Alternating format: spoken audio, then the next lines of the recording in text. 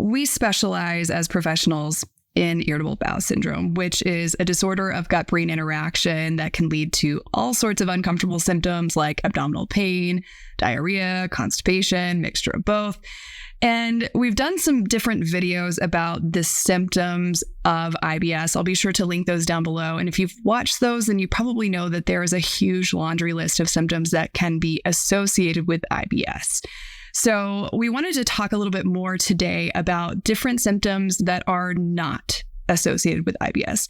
And what's the point of us doing that? Well, here's the thing. Even though IBS symptoms are incredibly frustrating and even debilitating at times, one positive is that IBS as a disease state is not associated with life-threatening complications. However, IBS symptoms can overlap substantially with different disease states that can have life-threatening complications. So it's really important to know how to distinguish what might be an IBS symptom from what could be a red flag sign or symptom that something else may be going on that could have life-threatening consequences and that you really need to check out with your medical provider to ensure that your short or long-term health is not in jeopardy. So today we're going to be talking about 10 different signs that what you might be experiencing is not IBS.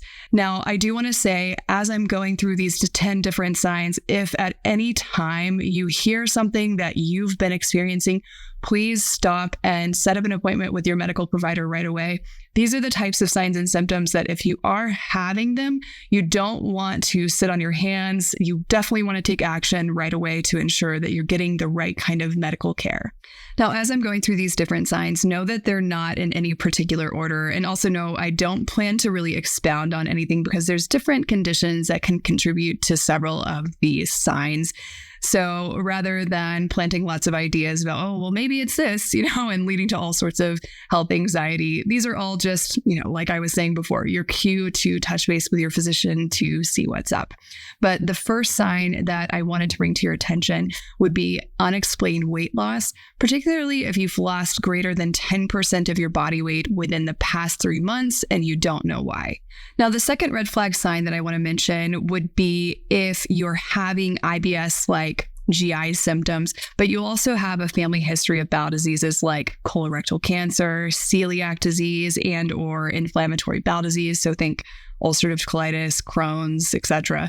And that's because these diseases can have some symptom overlap with IBS, but they also have a genetic component that could place you at higher risk of having them if you've had a family member that has had one of these diseases. The third sign would be if the age of onset of your symptoms happens after you're over 50 years of age.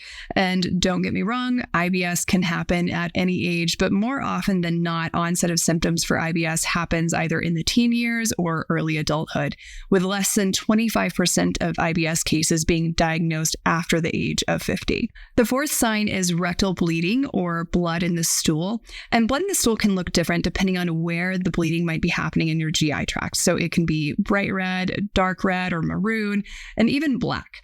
And it's also possible to have a GI bleed and not be able to see that with the naked eye and have to have stool tests that are run by your physician if it's suspected that you might have that going on. Now, I also want to point out that there are things that we can ingest, like different foods and supplements that can give our stool this appearance in the absence of a GI bleed. I know for me personally, beets get me every single time. I always have 10 seconds of panic thinking I have GI bleeding going on after eating beets. That can be true for other bright red foods.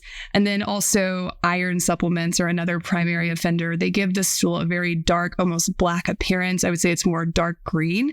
And so that can be a little bit alarming if you're not used to it. But outside of those kinds of circumstances, if you don't know why your stool appears this way, then definitely touch base with your physician. The fifth sign is anemia, which is a medical condition where the blood is lacking a healthy amount of red blood cells. And anemia can result from different dietary deficiencies for things like folate, iron, or vitamin B12. But it can also happen as a result of different GI diseases, even if you're eating enough of those micronutrients. And so screening for anemia is a very common practice, even during the IBS diagnostic process, just to make sure that there may not be something else that could be going on. The sixth sign would be if you're having persistent daily watery diarrhea with greater than 4 episodes of this happening on a daily basis. The seventh sign would be if your GI symptoms are accompanied by a fever. The eighth sign is recurrent vomiting. Now, can vomiting happen in IBS? It's possible, but it's not common. So if you're having recurrent vomiting, it may be something else. The ninth sign is nocturnal bowel movements. Now, IBS bowel symptoms can be notoriously hard to predict, but it is not a feature of IBS to be waking up in the middle of the night to have a bowel movement. And finally, the 10th sign would be if you have progressively severe symptoms. When it comes to IBS symptoms, those are often intermittent with periods of flare-ups.